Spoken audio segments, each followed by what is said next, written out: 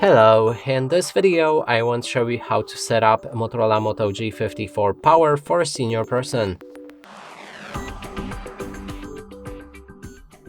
And to do this we'll need to open our settings, then scroll down and locate accessibility.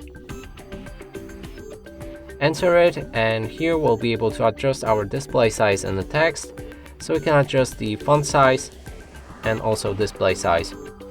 Then you can make the text bolder with bold text and activate high contrast text, which will outline all of the text on your device.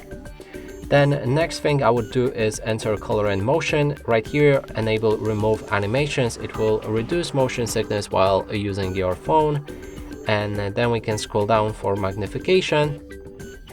Here we can activate it with the shortcut. That way you'll get the accessibility shortcut floating around your screen. It looks like a loop. You can click on it, and when you click on that, it will turn your screen with orange outlines.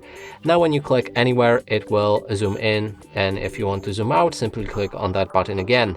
And that's it for this video. Hope you like it. Please consider subscribing to our channel, leave a like and a comment below.